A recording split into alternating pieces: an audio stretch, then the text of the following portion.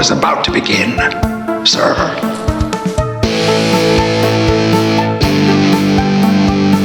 I think we just picked up Dracula. It's got a death curse.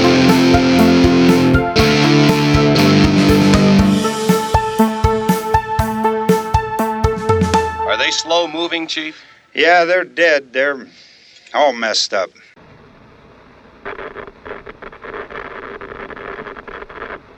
Welcome back to Never Not Horror. This is episode 2. I am your host, Steve Clark. He is Rich Hansel. Say hello. Hello, everybody out there. How are we tonight? We are back. Appreciate all the love we got from episode 1. If you liked that and you're back for round 2, we appreciate you. So, today we are keeping in the trend of all-time classic horror movies to get this series started with, but we're going to jump about 45 years into the future from last time. We were in the 1931 Dracula before. This time we're going to the late 70s, and what are we looking at, Rich? We're going to look at 1978's John Carpenter's Halloween. Halloween. It is an absolute classic. Maybe it's not the first slasher movie of all time, because Texas Chainsaw was before that, Black Christmas was before that, but, well... It's definitely a trendsetter. Yeah. I was going to say the masked slasher, but Texas Chainsaw had a mask too, so... But iconically, pop culture speaking, I think the debate would be either Jason Voorhees or Michael Myers as the iconic ultimate masked definitely for sure slasher. So yeah, this is another heavy hitter that I feel like you can't have a horror movie podcast and not be talking about it. So definitely not when we got to get off the list. So if you weren't with us last time, or if you're new to the show, we run this in kind of 4 sections. We'll start it off with our history with the movie, if we watched it growing up, or kind of entry-level thoughts about it. Then we will get into the history of the movie, talk about the cast and director and things like that. And then at that point, we will go into a full plot walkthrough with spoilers. So if you have not seen the movie, that's your time to duck out, watch the movie, and come back. And then at the end, we will give our Never Not Horror Howls rating of the movie. So one step at a time. So we will start it off with our history with the movie. So Rich, I'll let you fire away. So in 1978, when this premiered, I would have been 5 years old. I was born in 1973, and I really doubt if I saw I almost guarantee I didn't see this in the theater unless my parents took me to the drive-in, and I wouldn't remember it. I would probably been asleep by the second or third show. But anyways, I have seen this numerous times, and it's always been a classic to me. It's a must-watch during the Halloween season. Definite. I'll watch it again this Halloween season, even though I've watched it probably 6 times for this podcast. I've watched it 3 times today. Yeah, 3 times today. Wow. I've listened to it 3 times today while I was at work. So, but it's definitely one that I will never not watch it during Halloween season. Even if I get sick of it, I'm going to put it on. It's almost tradition, really. Yep. I started watching horror movies young. I was born in 83, so this was already out, but 5-6 years old is when I started watching horror movies. My older brother was heavy into it and got me into it. So Halloween was definitely a series that I watched entries of. I do remember watching the second Halloween more than this one. Like we had it recorded on VHS off of TV or something, and I don't know that we had the first one. So when I wanted to watch Halloween, I had Halloween 2 to watch, and but I mean, I definitely saw the original, and I'll just say it now, I'm team Jason Voorhees over Michael Myers. So of that battle, that's where I land. But this is it's a must-see you can't call yourself a horror fan if you've never seen Halloween. At least this one. Yeah, definitely not. Spawned a huge franchise with multiple timelines. It's confusing as all shit. So yeah, there's a lot of fortunately for our sake, we're only talking about the first movie, so we don't have to worry about that. Although it kind of bleeds into it, you kind of have to acknowledge things that come later that make you scratch your head a little bit. But yeah, I definitely was a fan of the movie. But like I said, part 2 is the one that I lean towards more than the first one. But absolutely must watch stuff. And so looking at the Rotten Tomatoes scores for Halloween, the tomato meter, which last time we only did the tomato meter, so now I'm seeing that there are 2 different score ratings. The tomato meter is like the critic review, so that is a 97%, which is even higher than Dracula. That is very high.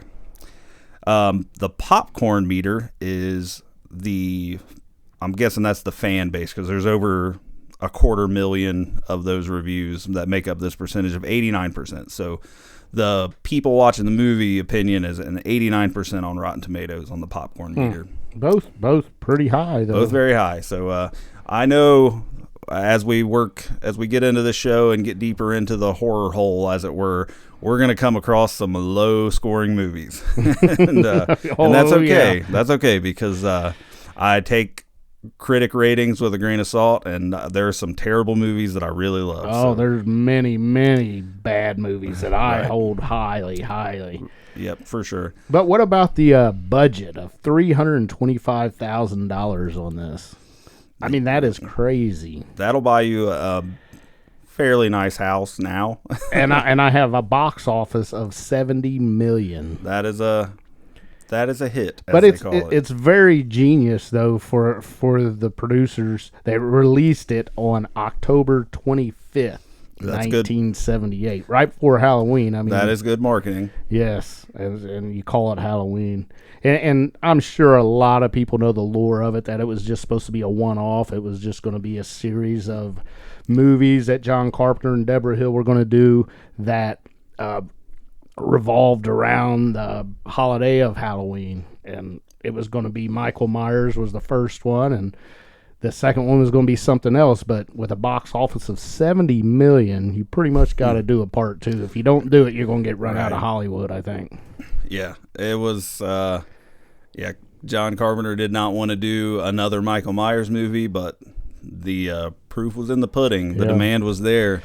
He actually did write part 2, but he wrote the screenplay for it, but he said, I don't want nothing to do with directing it, so you guys have fun. Right. And then you did get... Did he direct Halloween 3 or somebody else? I don't think he did. You know what? I don't know. We should be more prepared. Yeah. but I don't think he did. Look, we'll live time Google and see who directed that. But Halloween 3 jumped back on track to what his original vision was, of having just a totally new story based around Halloween, and people were not having it when they got a Halloween without Michael Myers. And it's actually a good movie. I enjoy it. But people opinion was not good for Halloween 3, at least not right away. I think people appreciate it now more than they did at the time, but at the time it was not what people wanted. Yeah, it was directed by Tommy Lee Wallace, but screenplay was Tommy Lee Wallace, John Carpenter, and Nigel Neal. So he did help this on the screenplay. All right. So yeah. Anyway, back to the original Halloween. So I think on that note, we'll transition now into the behind the scenes of the movie a little bit.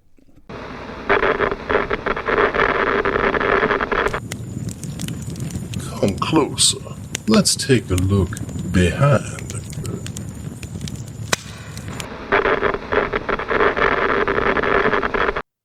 All right, so Halloween was directed by John Carpenter. So this is early John Carpenter. Now he's Mount Rushmore of horror John Carpenter, but at the time I believe this was his third directing gig, and Yeah, this was a nice early win for Right. sure. For sure. This is going to get you right up there with the best of the best. Right. Starring Jamie Lee Curtis as, I don't think it's arguable at all whether you can debate Michael Myers versus Jason Voorhees or Freddy Krueger, but I don't think you can debate Laurie Strode versus any final girl in any of those franchises. No, Laurie Strode takes the cake. She is sure.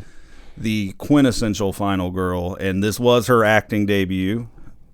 I'm correct, right? I think so, yeah. I think it was. And she has a famous horror mom. Her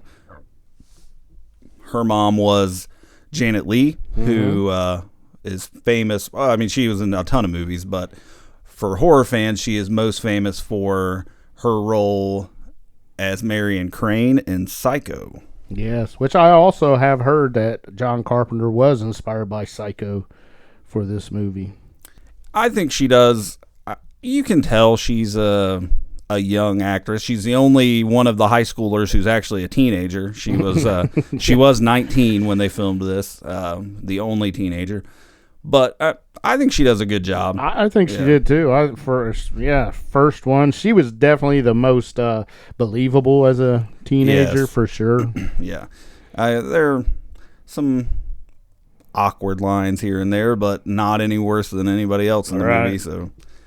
So yeah, Donald Pleasance as Dr. Loomis, when he would go on to play that role multiple times throughout the series. I don't know him from anything else, honestly. I'm sure he was in other things. But. Yeah, he was in a lot of horror movies. I just watched one, and I can't think of what one it was. It might have been a Hammer film. No, it wasn't. Yeah, it might have been a Hammer film, maybe. Okay. I can't remember. Who else we got on the... PJ Souls is one of the friends. She was in Stripes. She was also in Friday the 13th? Maybe she was. I think she was. The original? The first one, I believe. With Kevin Bacon? Uh-huh. Now I have to double check that one. We're doing a lot of fact checking live this time. So you go ahead with cast stuff while I look this up. All right. So yeah, BJ Souls, and I don't know who played Judith, which she wasn't in it very much. Wasn't in it hardly at all. Oh no, it wasn't. Okay, it wasn't Friday the 13th. It was Carrie. She's one of the girls in Carrie. Oh, PJ Souls is in PJ Souls. Carrie. Okay, yes. Yeah, makes sense. Yeah, I knew she was in another very well-known horror movie from the 70s, and I was blanking. It was Carrie. She wasn't one of the main, though, obviously. Right. And then you have a couple different guys playing Michael Myers. You've got the guy who is the Shape, which is when he's in the mask. Is that Nick Castle? I believe so. Yeah. And then you've got, spoilers for later, but there's a brief instance where he is unmasked in the movie, and that is not Nick Castle. That is someone else. Yeah. The POV I've heard is actually John Carpenter, right? I don't know that. I'm pretty sure he was running like when you get the POV view, it's through the mask. Yeah, that is John Carpenter. Okay, all right. So let's see, what other fun facts do we have here on this one? I do have a note saying in 2006 it was selected for preservation in the U.S. National Film Registry by the Library of Congress as being culturally and historically significant. I would agree with that. I think this movie is significant. Oh, I know another. I didn't know this until researching for this podcast. I've seen this movie however many times, but I did not know that Jamie Lee Curtis's mom, Janet Leigh, that we talked about, she starred with her in 2 horror movies, one of them being Halloween H2O. Oh, she was in that. She was in, and I don't know what her role. It's been, I don't think I've seen that movie since it came out. Yeah, so I've probably seen it once. And I think she was in The Fog, maybe? Oh, maybe, yeah. Because Jamie Lee Curtis, I mean, this was her first role, but she became a certified scream queen by being in this, but then she was in The Fog. She was in Terror Train, Prom Night. Oh yeah, Right. she loaded up on him. Yeah. And Janet Leigh was in, I think, The Fog. Okay. I'm not going to fact check myself this time. Just if you want to confirm, look it up. But she was in 2 horror movies with her daughter, so Well, that's cool. Yeah. All right. Well, I think we're going to get into the meat of it now. So I can't imagine that anyone listening to this has not seen Halloween at some point in their life. But if you have not, now would be the time to take a break, pause the podcast, go watch the movie. I watched it on Shudder, but it's available in a lot of places, I'm sure. Yeah. And catch up, see what we're talking about, and then come back and join us. So this is your last warning.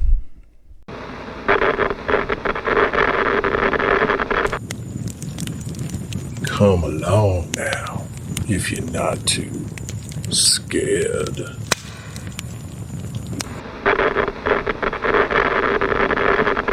All right, so here we go. Halloween opens up as iconic as you can with that amazing score, that the opening credit score that John Carpenter does all the composing for, with just the pumpkin and the flickering candlelight, and that music is Very, very iconic. it's incredible. It's kind of a long credits, but that's okay because that music Yeah. just hooks you. It gets It you right does. into it. Just eerie right off the rip. Yep. And then once it cuts away from the credits, we open with POV shot of young Michael Myers. He's looking up at his house, and he starts creeping around outside.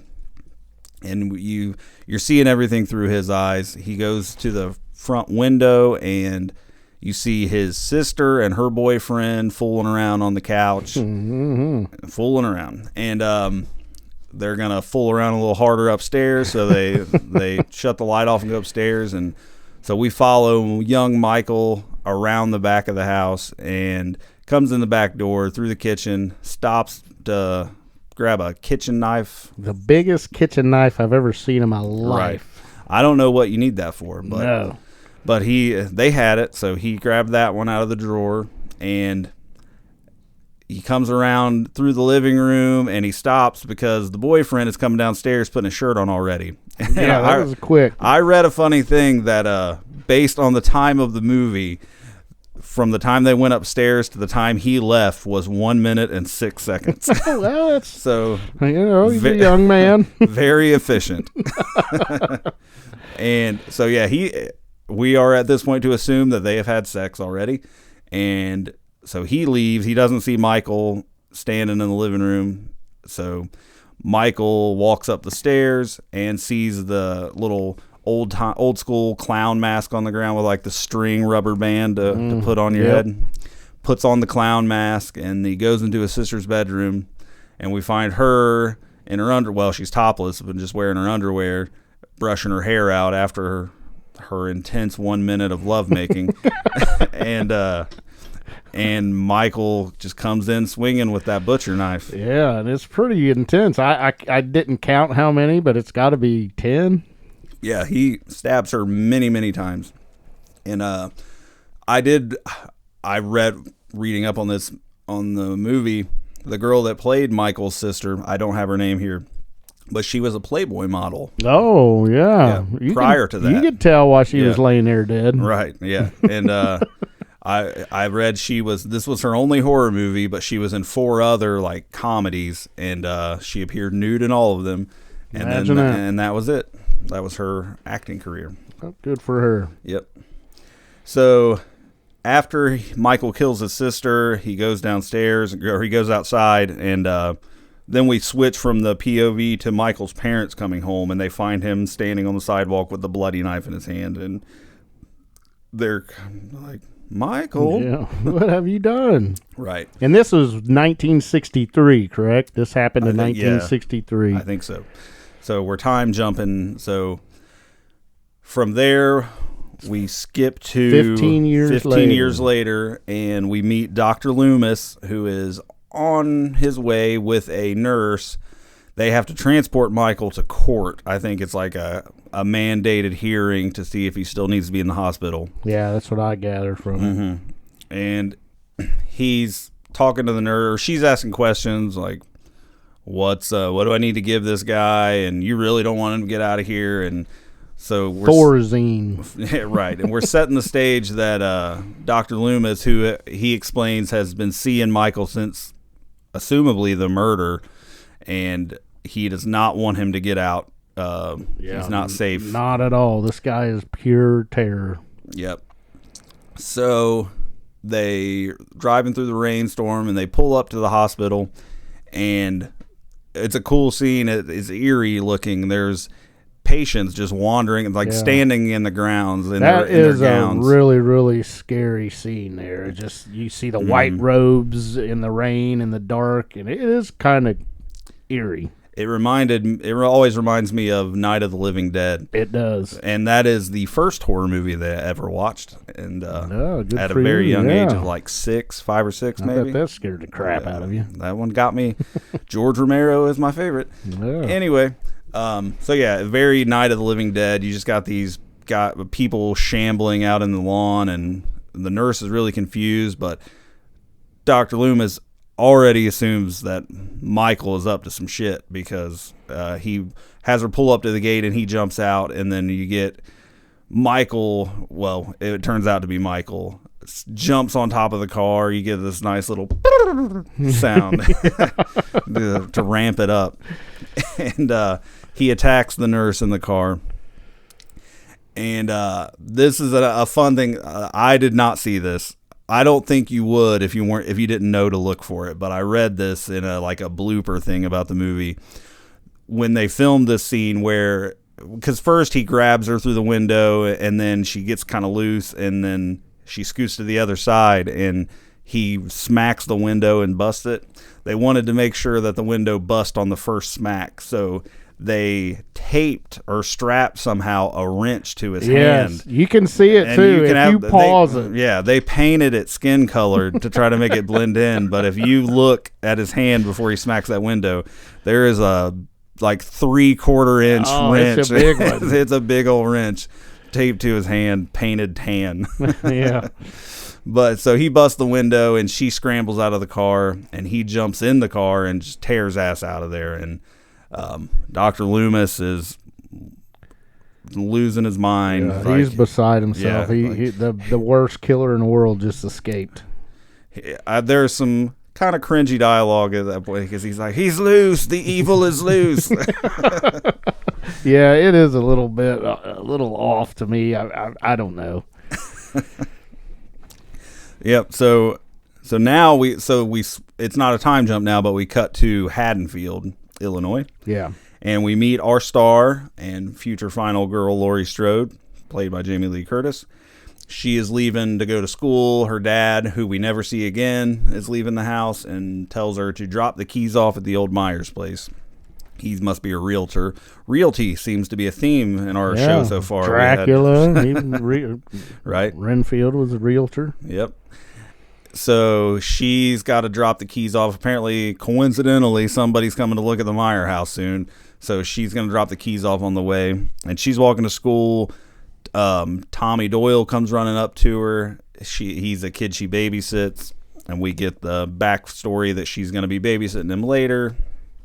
And they stop at the Meyer house. And he doesn't want her to go up there because it's a local haunt at this point. Everybody knows about the murder that happened, and no one's lived there since then. So all the kids think it's the haunted house of town. Everybody had a haunted house in their town when they was kids, and Haddonfield did too. Yep, the Meyer house. So she goes up to the door, and she leaves the keys, and we get this shot of someone in the house watching her. Like it's like, and he sees her. And so Michael has already come back home, and he sees Laurie. And I guess I don't know if she's just the first person he sees, but he's fixated now, and he starts what is a theme for the movie of just stalking Laurie Strode. Yeah, there's nothing that tells you that, and that's fine. That's fine. It's a horror movie. Yep. So she's walking away, and well, they walk on down the street, and you just kind of get a shot of them leaving. But we know Michael is in the house, and he's seen her. So then we cut to Dr. Loomis, and he is at the hospital arguing with like the head guy of the hospital that shit is going to hit the fan because Michael is loose, and that guy saying it's not my fault. And, just setting the stage that we need to call police in Haddonfield to let them know that Michael's on his way, because I know that's where he's going to go. Which through their dialogue, you do find out that it is 150 miles away to Haddonfield from the sanitarium, or whatever we want to call the hospital. So he had to go from a good 3-hour drive from Cincinnati to Cleveland, pretty much. Yeah. And they do make the comment at this point, or the head guy at the hospital is like, he doesn't even know how to drive, and Dr. Loomis was like, wow, I wish I've heard it 5 times a day or whatever, but he says something like, he did a damn fine job of it last night. Yeah, somebody taught him how to drive from here, he said. Maybe somebody gave him lessons. Yeah, that's what it was. And he does also say 2 roadblocks and the APB couldn't stop Michael. Uh-huh. So they do have an APB out on this vehicle, which is the hospital vehicle, because Michael took it. So it's an identifiable car, and we know where he's going. And we'll get into this in a little bit, but he's no stranger to the roadways in this movie. If I never drove a car, I couldn't make it to 150 miles anywhere. Absolutely not. So he maybe he got lessons. I don't know. Or maybe he did. Yeah, got an atlas. He didn't have his phone with the map on it. Right. So we know that part now, and we cut back to Lori. She's in class, and she looks out the window. And Michael is across the street, standing behind the car, staring up at her. So we're establishing that he is latched onto her for whatever reason. Yes. And she looks back, and he's gone. And then we cut to Tommy. He's leaving school. He's got his jack-o'-lantern to carve later. And these punk-ass kids are bothering him about the boogeyman, saying the boogeyman's going to come get him. They trip him, and he falls and smashes his pumpkin. And then they run away, and you get a little jump scare moment of one of the kids one of the bullies running away, runs right into Michael, and scares the shit out of that kid, and he takes off. And then Tommy doesn't see any of this, and he starts walking away, and Michael's kind of trailing him on the other sidewalk. So now he's all of a sudden stalking Tommy Doyle, and we don't know why. There's no rhyme or reason. I guess a maniac doesn't need rhyme. Maybe he recognized him because he was with Lori when she went to the house. Maybe that could be. So we're not clear on his motivations. I don't know that we ever are clear, but definitely not right now. All right. So after that, we cut to Dr. Loomis is at a phone booth, and he is calling Haddonfield police, I assume. Yes. Telling them that Michael is on his way there, and they need to prepare for it, and if they don't, it's their funeral. That's his line. And then he walks back a little further and finds a wrecked pickup truck that has a garage, somebody's garage. I can't remember what is on there. I don't remember. But down by the wrecked car is a book of matches that was in the hospital car. That Red Rabbit. So now we know that he does know. Right. And there's like Michael's hospital gown is laying in the bushes by the tree. So, and that's how we assume that he got his. When he finds that stuff and he finds the matchbook, and then he runs back to his car, and the camera pans back, and you see the body of the tow truck or whatever it was driver, and he's not wearing a shirt, and he's been murdered. So it took me about 47 viewings to understand that that's where Michael got his coveralls from. So now we go to, we're going to meet the rest of Lori's friends. So we get Lori and Linda walking home from school, Lori's friend Linda, and then her friend Annie comes running up and joins them. So that is going to be our core cast of teenagers. And while they're walking home, they're bullshitting about the dance and everything. And we get a drive-by by Michael. So that was what I was saying before. Michael is hot on the roads in this movie. And if you haven't watched it in a while, you wouldn't think that. It's kind of weird to see it because if you're thinking of modern day, there's 15 whatever Michael Myers Halloween movies. You don't think of him driving around in a station wagon, but he is all over the road in this movie. So he drives by, and one of the girls yells at him about speeding, even though it doesn't look like he's speeding. Speed kills. Right. And he locks up the brakes and squeals in the road, and they stop. She's like, "Can't you take a joke?" And then he drives away. So then Linda, they get to her house and she leaves, and then Laurie and Annie are walking, and you get a very iconic scene of Michael Myers standing down the block a little ways by the hedge bushes. Yes. And Annie doesn't see him, but Laurie does, and he's standing there on the sidewalk staring at her, and then he steps in behind the bushes. And when she tells Annie to look, and he's not there, so she goes down there and looks behind the bushes and tells Laurie, "Somebody's here, wants to talk to you," and she goes, "There's nobody there." So Michael is elusive, and then Laura, right next door to that basically is Annie's house, so she goes in, and then Laurie goes on to her house, and she runs into the cop, so a little bit of a jump scare thing, and then she goes on home. Once she goes home, she acknowledges that she's kind of worked up. She's seeing this weird guy in the mask a couple times, and it's creeping her out, so she's trying to settle herself down. And then she goes up to her room at home and looks outside, and another iconic scene of Michael Myers standing in the clothesline with the sheets blowing, looking up at her window. Just for a split second you see him. Right. And then when she looks back, he's gone. He's really good at that. So, and then she gets a phone call from Annie that she's going to pick her up. They both have babysitting gigs tonight. Yeah, and through all their dialogue, you find out that they're just trying to plan, that the other two girls are just trying to plan a way to get laid by their boyfriends, and Laurie just has to be the one that... Wing lady. Yeah, she's not going to get any action, but she's going to help them get theirs. Right. So we cut now to... Dr. Loomis is in Haddonfield, and he is at the cemetery with like a city worker, and he wants to go see Judith Myers' grave. That's Michael's sister that he murdered in the beginning.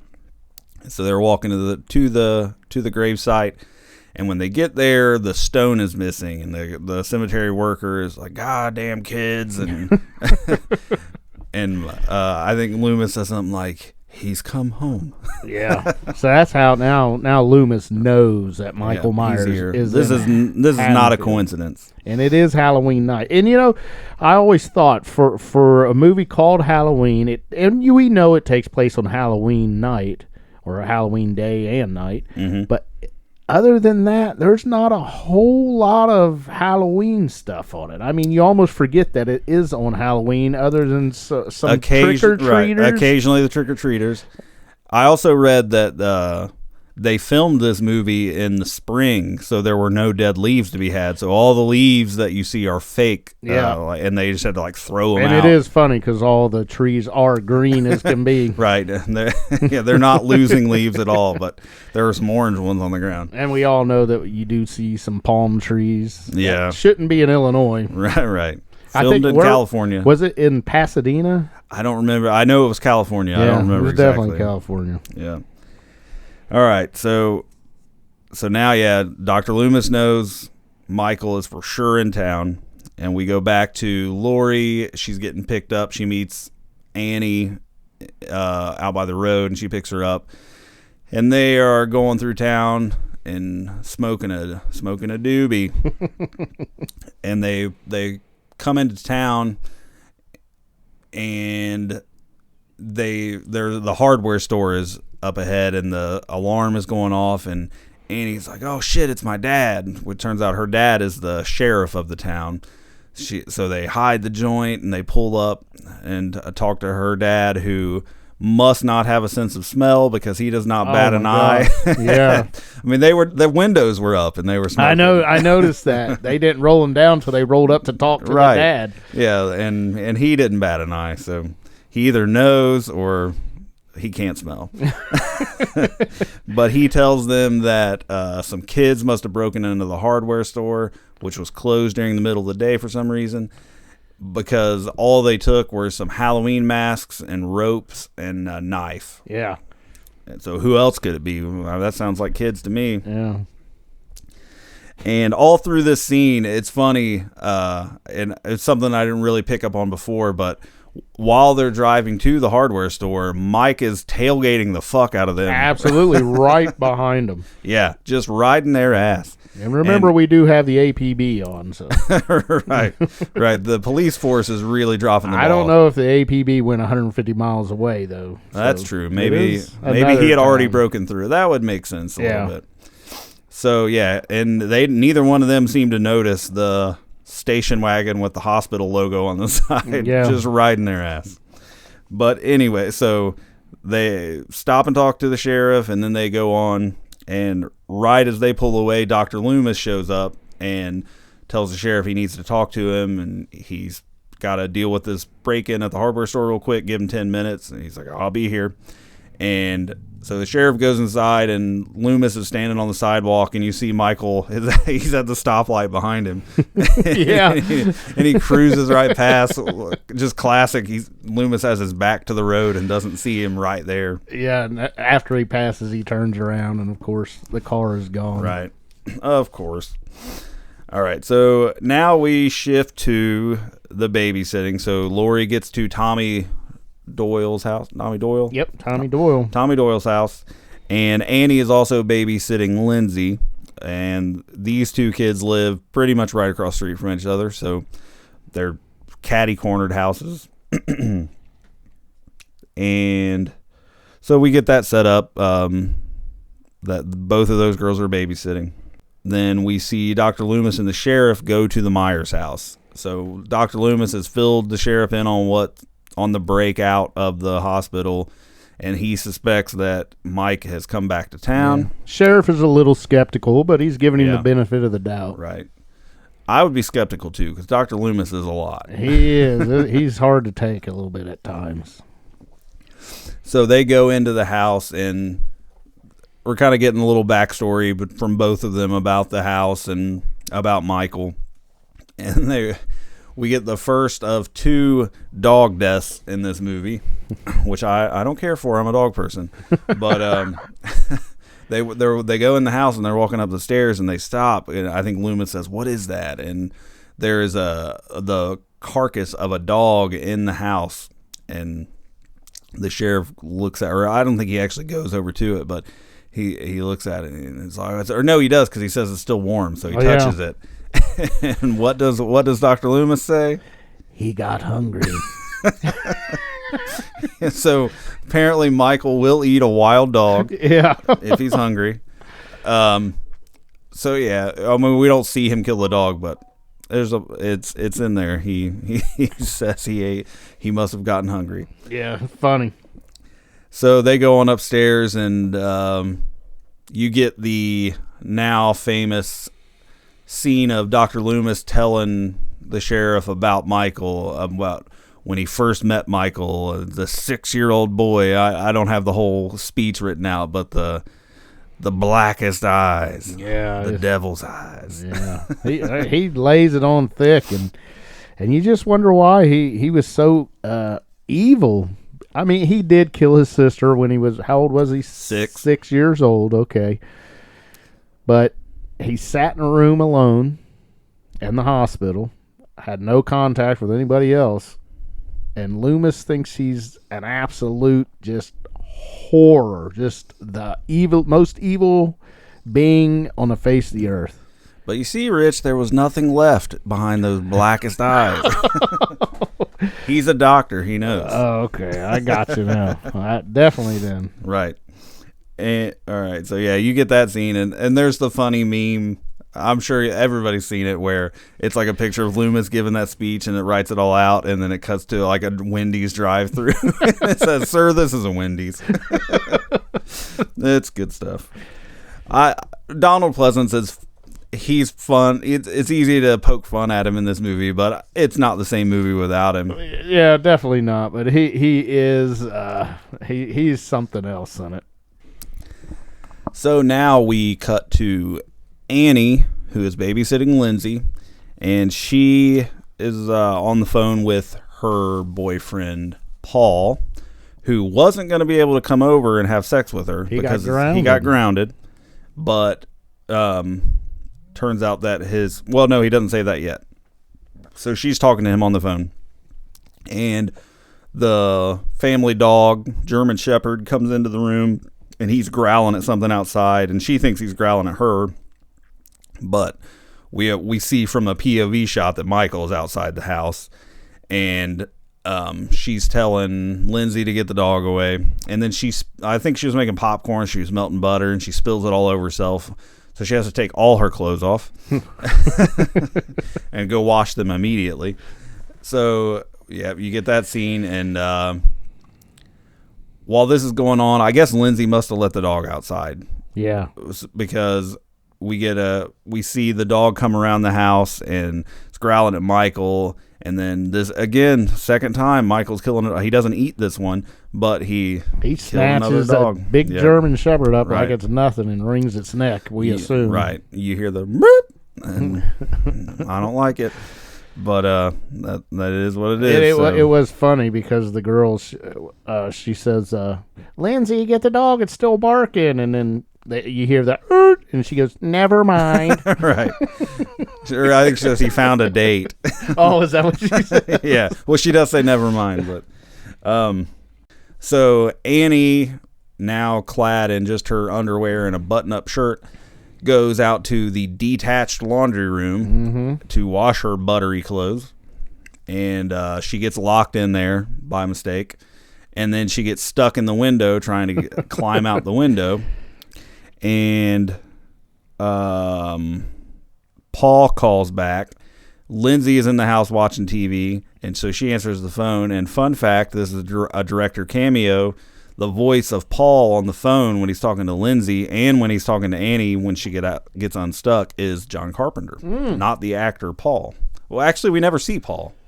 Yeah, so there is no actor Paul. Right, yeah. He's never in the movie. They just mention him. The voice of Paul is John Carpenter. So, yeah. So Lindsay answers the phone, and then she goes out to find Annie to tell her that Paul's on the phone and finds her stuck. So she gets her loose and gets her out of there. So Annie comes back in and talks to Paul. Paul tells her that his parents left, so he's now free to have sex. So that's cool. And so she cocks up a plan to take Lindsay to Tommy Doyle's house and let lonely Lori babysit both of them. Yeah, while they get their booty calls. Right. And Lindsay's down for that because she's creeped out from the scary movies she's been watching anyway. So they gather up and go across the street to Tommy's house, and she drops her off, and then she's got to go pick up Paul because he can't drive to her house. So she runs back across the street to go get in the car. Then she gets there, doesn't have the keys, so she goes back in the house to get the keys, comes back, and when she gets in the car to leave, Michael Myers pops up in the back seat and grabs her by the throat.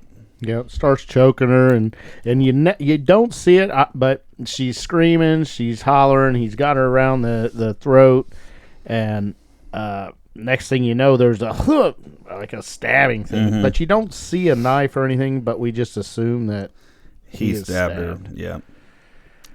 So Annie is now dead. And then Tommy decides he's going to scare Lindsay, so he gets off the couch, if you remember this part, and he hides behind the drapes in the big bay window, and as he turns around and looks, he sees, along with you get to see Michael Myers carrying Annie's body out around from where the car was parked to the front door. Right.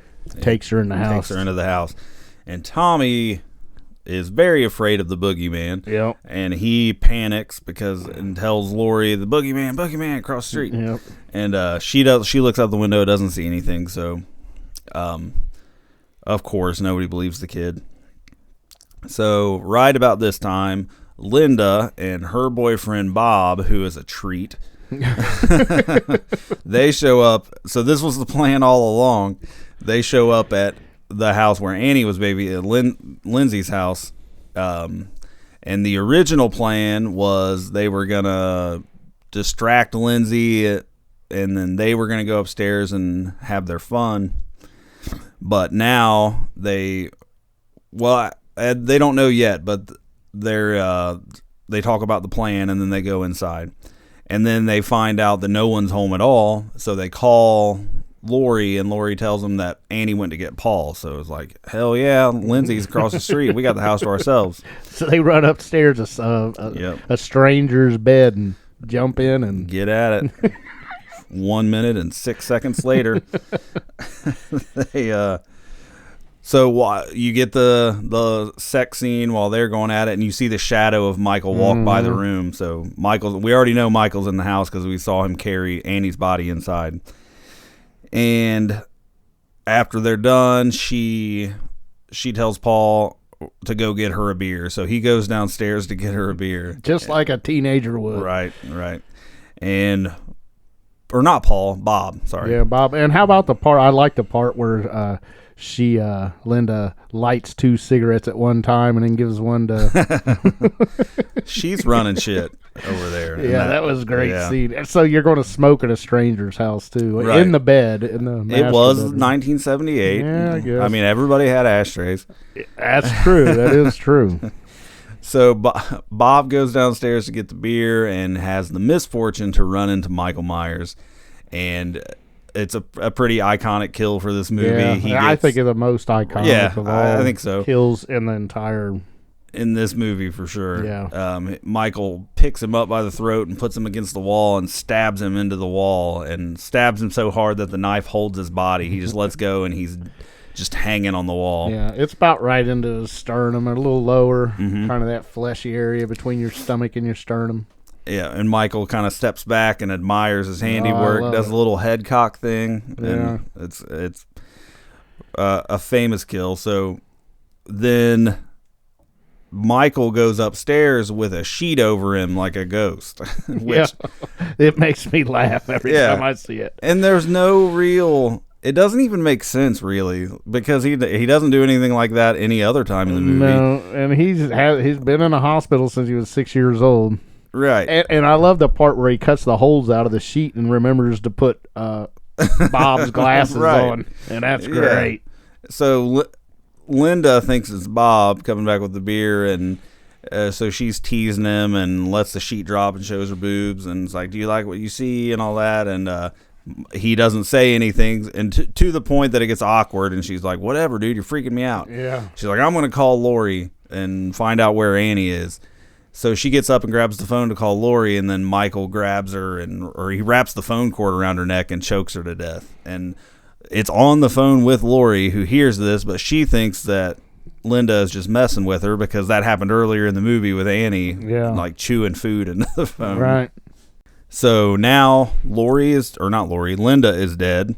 And Lori thinks it was a joke, but she is mildly concerned. Yep. So eventually she decides, because she doesn't see anything going on across the street. She hasn't seen Annie come back with no Paul. lights came on. No lights are on. So she's concerned. So she goes across the street to see what's going on.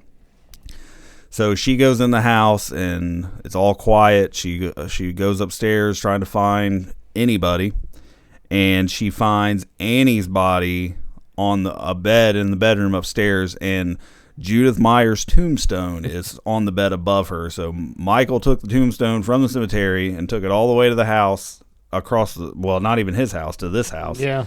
When did he do that?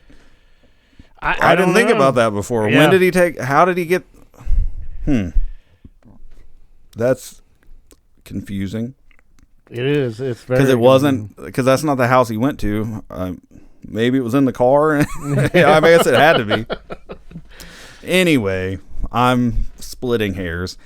So you get this just multiple body scare thing for Lori, because she finds Annie, and then which one's next? I can't remember. And she finds Linda and Bob dead too. like Jack in the Box style, like a cabinet door opens up, and I think Linda's in the cabinet. And Bob is hanging on the back of the door or something.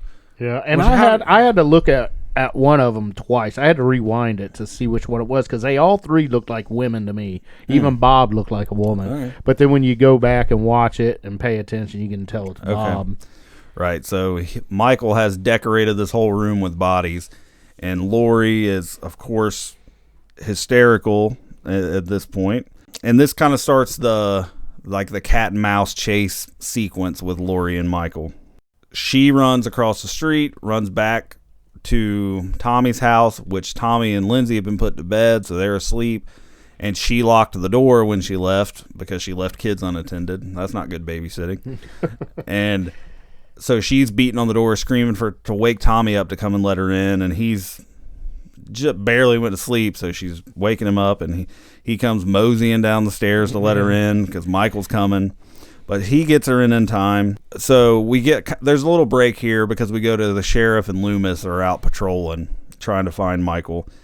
And they split up because Loomis stays at the Myers house because he thinks he's going to come back, and the sheriff's patrolling, driving around.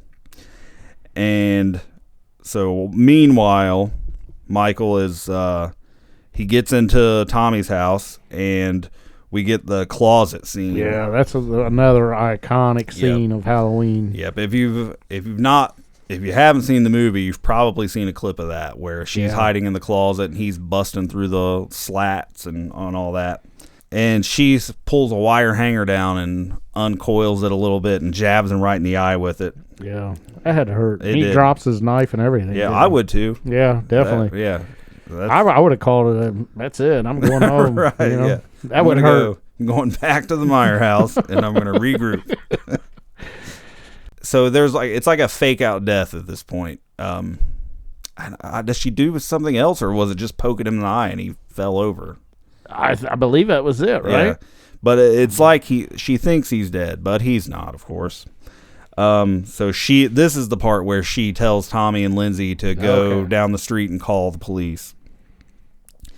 And they go and they run away, and she's sitting there, and you get that she's sitting in the door, like leaning on the door frame, and you see Michael sit up in the room behind her. Another iconic scene where he just sits up. There's so many of those in this movie, just clips like that just live forever. It will. I mean, genius, really. Yep.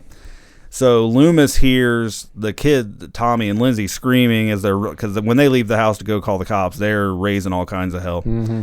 And he hears them, so he goes running towards the house because what else could it be? I mean, he knows he's looking for Michael, and the screaming people is probably where you're going to find him. So he goes into the house, and Michael has attacked Lori. She pulls his mask off. So if you haven't seen it in a while, I'd kind of forgotten it because I hadn't, until watching it a few times for this podcast, I hadn't watched it in quite a while, but I'd kind of forgotten that she pulls his mask off, and you get a little 2-second or so glimpse of his face. He quickly pulls his mask back on. Right, he puts his mask back on. But while this is all going on at the top of the stairs, and then Loomis comes in, runs up the stairs and sees him and shoots him and a bunch of times, and he staggers backwards and falls out the window and into the yard. So again, we think Michael is dead. Yeah. Reasonably so. I mean, he's just a crazy dude, but he's a dude, so he shot him 6 times or whatever. So you get a little bit of a calm moment. Loomis is trying to console Lori, and she asks, and it's another classic thing. She's like, "Was that the boogeyman?" And he's like, "I think it was," or "I'm afraid it was," or something like that. And then he goes back over to the window and looks out, and Michael's body is gone because, of course, it is. Yeah. And and you just see the look on his face. It's like, son of a bitch. Yeah. And that's it. Like, we kind of just zoom out. You get the music ramping up, and then you see a shot of the houses, and then it cuts to the Meyer house, and you hear the heavy breathing, and then fade to credits. Yeah. And that's it. That's Halloween. Great. Yeah. So many things in this movie became the template for that the slasher style of movie. Absolutely. I mean, many times replicated after this, and yeah, I mean, sure there are things that are cheesy and things that don't make sense that we poked fun at, but I mean, you got to give massive props to John Carpenter. Absolutely have to. I mean, this was pretty damn original for its time, and it would be ripped off so many times later on. Yep, definitely. From all the way from horny teenagers to butcher knives, right, to masked maniacs. Yep. A lot of the small towns. Even in a very famous scene from Scream when the guy is explaining the rules of horror movies, yeah. A lot of those rules came from this movie. Right, yeah. Even I noticed one of the times I was watching it recently, when Bob goes after Bob and Linda have sex and he's going to get the beers, he says, "I'll be right back." And I think that's because they're watching Halloween and Scream, and that's the thing, like, never say "I'll be right back" because you won't be right back. Like, so many of the tropes were born in this movie. Yeah, it's a definite classic, and like I said, it's a must watch for me every single Halloween season. Yep. Yeah, I've watched it so many times in the lead up to recording this episode that I'm anxious to watch other Halloween movies now. As well I am. And that may be an episode in itself to take like an overview of the entire Halloween franchise, because I have a lot to say about it. Yeah, I do too. It's not my favorite franchise. No, not mine either. But I definitely appreciate this first one, and even the second one is, obviously it follows right after. If you haven't seen Halloween 2, it's immediately after. And I think it was filmed, a year and a half later, or released a year and a half. So I want to say 81. 81, so heck, it was. I could be wrong about that. 2.5 years later. Not long, though. Yeah. But yeah, I mean, it's mandatory viewing for horror fans. Everybody has watched. I mean, I really doubt anybody listening to this hasn't seen Halloween. So yeah, you're gonna have your opinions about it.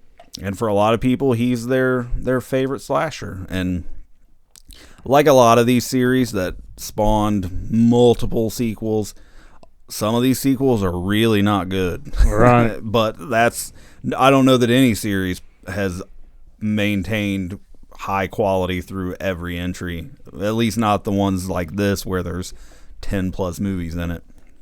It's just, this is kind of even though it's not my favorite slasher, it's sort of this had to walk before the others could run kind of thing. Yeah, I mean, this set the stage for a lot of what was to come. And this was right at the end of the 70s, and the 80s was the heyday of the mass slasher thing. So credit where it is due. This is an essential movie for the horror movies that were to come after that. It is, and as I sit here right now, I think in my head that I don't know if I want to see this movie a whole lot anymore, because I've watched it like you so many times to prepare for this podcast. But I can guarantee you it's going to hit September. It's going to start getting cold. The leaves are going to turn, and I'm going to say, man, I want to watch Halloween tonight. Mm-hmm. Yep.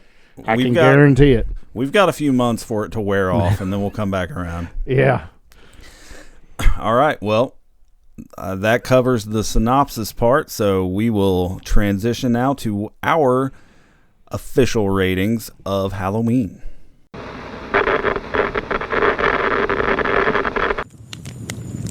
Now that we've seen what there is to see, how many never not horror howls will be given?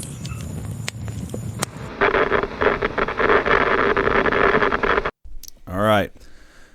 Last time I let you go first, so this time I'll go first. So on the never not horror howl scale, I'm going to go 3.5 howls on this one. The more, and we talked about this a little bit pre-recording, but the more times I watched this recently, the more things kind of stuck out to me. And maybe that would be the case with any movie. The more you see it, the more you're going to find things to nitpick. But I mean, it's not my favorite Halloween movie, or in the franchise of Halloween. I like the second one more. But, I mean, I respect it for all the things we've talked about. Just the setting, the blazing the trail for things that were to come. But overall, it's a good movie. It's a above average movie, but it's not something that I consider just my personal top of the list kind of thing. So for me, it's going to be 3.5 howls. All right. Very nice. Well, with mine, again, I've watched this several times leading up to this podcast, and I found myself each time I watched it, and I know I'm going to get backlash for this, but each time I watched it, I found myself liking it less and less each time.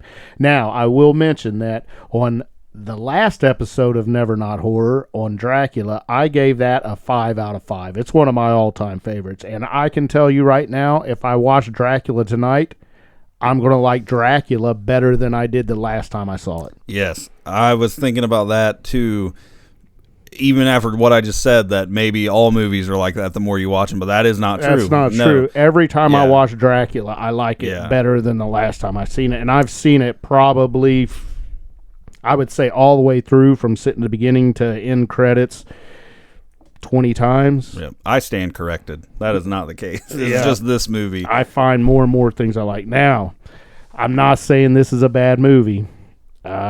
I appreciate everything it is. I feel a little overacting by Donald Pleasance. The holes are there, but when I think that it was a one-off movie, it was supposed to be a one-off movie, and the next, Halloween 2 was going to be something totally different. They wasn't going to make a sequel to Michael Myers' Halloween.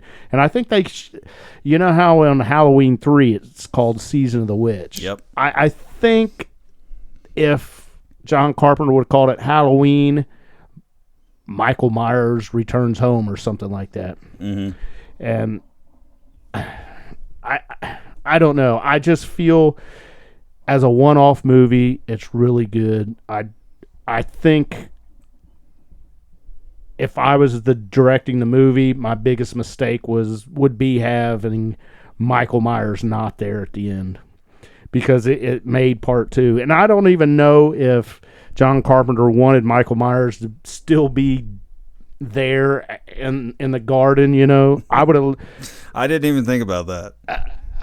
Because I do know that he didn't want nothing to do with part 2. He did write it. He did write the screenplay, but he said, I'm done with it. This was supposed to be me and Deborah Hill, who was the co-producer and co-writer. Uh-huh. I think if John Carpenter, he would have been a lot happier if Michael Myers' body was still there when Man, it's been a long time since I've seen Halloween 2, but they retcon that right away, and because Halloween 2 opens with the paramedics hauling Michael's body. It's like he got up and staggered down the street and fell back down. Like, maybe he didn't get that far. Yeah, and again, I don't want to bash this because, like I said, I am going to watch this every Halloween for the rest of my life.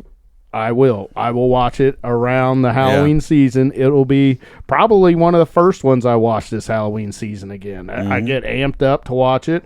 I enjoy it. It's absolute. I think it's just legendary, really.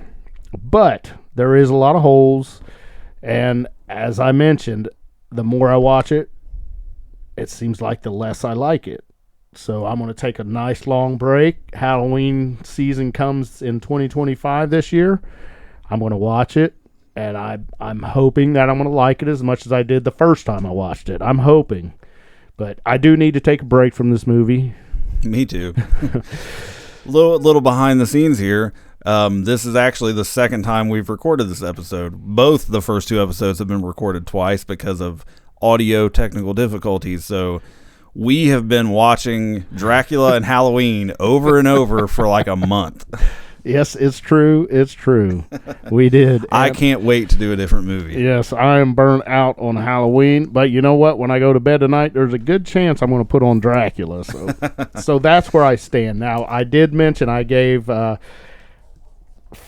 out of 5 howls to Dracula.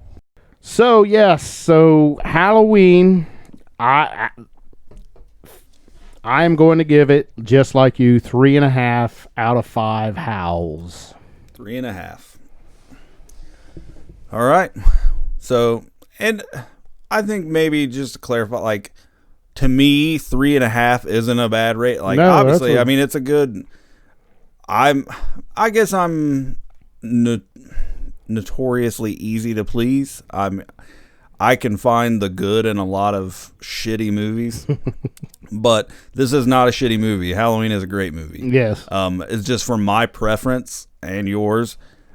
It's just not that top tier kind of thing. Like, there's other stuff that I like more. So a 3.5 is not a bad rating. And I'm sure it's a lot to do with how you was brought up. I was brought up as a Universal Studios, Universal Monsters. My dad was a fanatic. And so I'm going to obviously hold that in high regards, and with all the Universal monster movies. Yep. So don't be offended if this is your favorite movie and you think we are bananas for giving it a 3.5 out of 5, but it's a matter of preference. So, but leave us a comment. Absolutely, yeah. Let us know why we're wrong. I don't care. Yeah. I would love some interaction. So go to Facebook and comment on the post, or send us a message, or whatever you do. Leave a review for the show, whatever platform you're listening on. If you had to go out of your way and listen to this on some other platform that you don't like, send us a message, get us a comment, and I can look and see what we got to do to get it on your podcast platform of choice. And I mean, we're only one episode. Well, this is episode 2, but as of recording this, we had one episode in the trailer, and we're at 100 downloads. So that's a lot of people, more than I expected, are listening to this. I love it. Absolutely. So keep spreading the word. I had somebody I must have been a friend of yours, commented that they read one of my books on the. Awesome. Man, this is working already. The whole part of the idea of this was, aside from it being fun, was like, this will be a way to maybe reach some new readers that wouldn't know of me otherwise. So thank you for reading my book. Yeah. But come back. We're back every 2 weeks. Like I said before, we're gonna take turns picking movies. And it can come from anywhere in the whole 100+ year history of horror. So next time, episode 3 is going to be Richie's pick. Yeah. And I will post a teaser at some point online of what that's going to be. So we'll tell you then. But thank you for listening. Tell people about it. Like, rate, review, do what you do. We appreciate you. And come back next time in 2 weeks, where whatever it is, it's never not horror. Oh, yeah.